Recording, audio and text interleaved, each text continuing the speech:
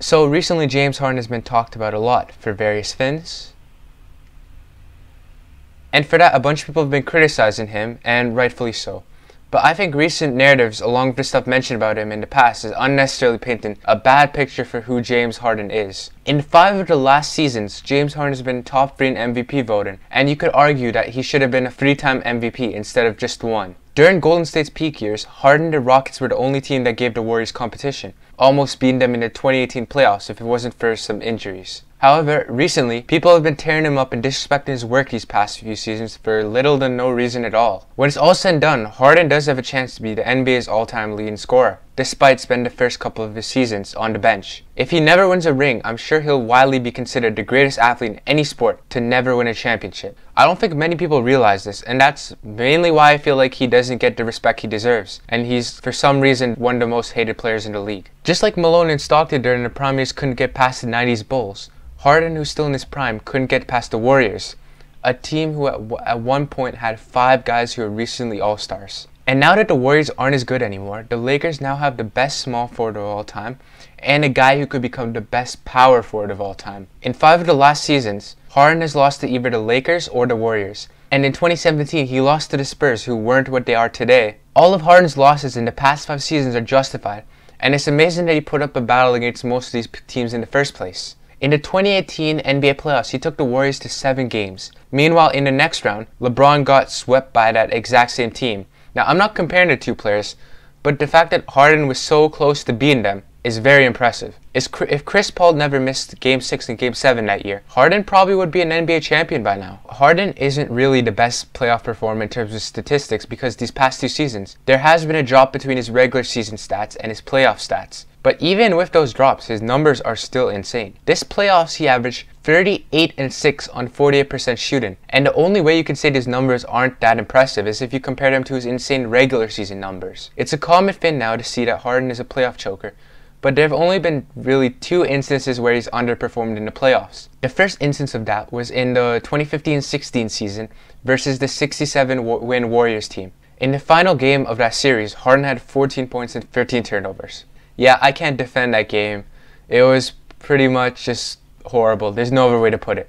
But over that series, Harden averaged 28, 8, and 6 with 2.5 steals per game, and with 4.5 turnovers per game.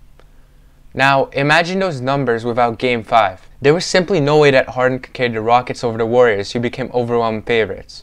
Harden could have averaged the numbers he averages today and still lost that series. The second instance of choking was in the 2017 season when he lost to the Spurs. I mean, I wouldn't even consider choking, to be honest, because choking typically happens when you're an overwhelming favorite or have a large lead in a series or game.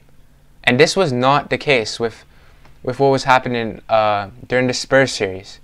First of all, the Rockets weren't even expected to make the playoffs this season because they're coming off a 41-41 year last year and lost their second star in Dwight Howard. The fact that they made it to the second round and made it to 6 games honestly made that a successful season. The only point in that series where they were ahead was in Game 1, and then they fell behind the Spurs for the rest of the series. It's not like he's going to make every single shot, but he makes a good portion of them. But for some reason, people tend to only notice the times he misses. I don't think enough people show respect to Harden in the regular season. This man has been averaging about 35 points the past 2 seasons, and has been going off since 2015. Honestly, I feel like he should be holding Curry's first MVP, and Giannis's first MVP too. And some people say that he should have Russ's. Now, with all his regular season success, people say he's ruining the game of basketball with excessive dribbling and shooting. But that's kind of the thing that makes the Rockets good. When Coach D'Antoni joined the Rockets, he simply changed up the Rockets' style and they quickly turned into a contender. If anything, James Harden's playstyle is helping to evolve the game of basketball. While the Warriors helped the league recognize the importance of the 3-point shot, leading to a rise in these type of shots, the Rockets, led by James Harden, helped to speed up that process exponentially. After holding the top spot in 3 points attempted per game in nearly 3 consecutive seasons. Now, if you look at this Bleacher Report article on the most efficient scorers of all time based on points per shot, which includes added field goals attempted and free throws attempted, you can see that James Harden is the 5th most efficient scorer of all time, behind Adrian Dantley, Larry Bird, Ray Allen, and Kareem Abdul-Jabbar. Now that's some good company to be with. The link to this article will be below if you want to check it out. Now, he's only bound to rise on that list, considering if you average each of his past 3 seasons, he would be second all time in points per shot. James Harden is also 14th all-time in true shooting percentage, and the only active guard ahead of him is Stephen Curry. Harden is clearly one of the most efficient scorers in the game. But not only that, he's also led the league in assists and had a good stretch between 2017-19 where he was competing with Russell Westbrook for most triple-doubles in the league. Harden is simply unique for most players in the league in that he can do whatever he sets his mind to, and you really can't stop him. Harden is truly an all-time great, and I feel like everyone's shortcomings was not solely his fault, but more of the fact that he was simply facing a better team. I really think Harden can one day win a championship, although I don't know if that'll be on the Houston Rockets.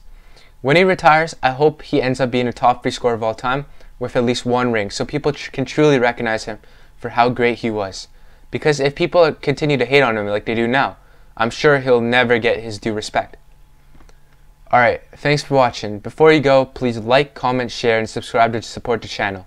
Content's only going to get better from here. Thanks for watching, and bye.